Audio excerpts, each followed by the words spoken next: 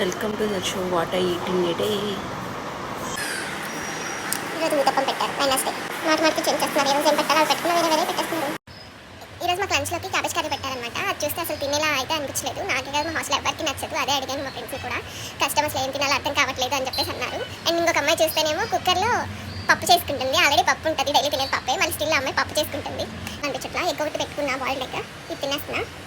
నాకు ఎట్లా కుదురుగా తిన్నాను కాబట్టి అందులో ఏం తినాలనిపించట్లా. నాకైతే కొన్ని తింటేనే నాకు ఏదోలా అనిపిస్తుంది. సోల్ బ్లాగర్ ఉంటారు కదా, ఫుడ్ బ్లాగర్, అసలు ఆయన ఎలా తింటారు అని ఎలా తింటారు అనే డౌట్ వచ్చేస్తుంది. నేనేం పోటీ పెట్టుకున్నా, జనరల్గా చెప్తున్నా. లిమిటెడ్గా తింటేనే హెవీ అనిపిస్తుంది. అట్లాంటి ఫుడ్ బ్లాగర్స్ చాలా మంది తిన్నా అది తింటున్నా అని చెప్తారు. అసలు వాళ్ళు ఎలా తింటారో ఏంటో.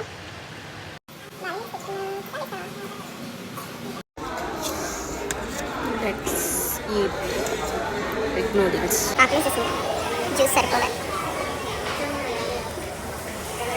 నైట్ టైం వచ్చేసింది. నేను డిన్నర్ టైంలోకి మా హాస్టల్లో పెట్టిన చికెన్ని లిటిల్ ఫ్రై చేసేసుకొని తినేస్తున్నా. ఇక్కడ మా ఫ్రెండ్స్ ఎవ్వరు లేరు.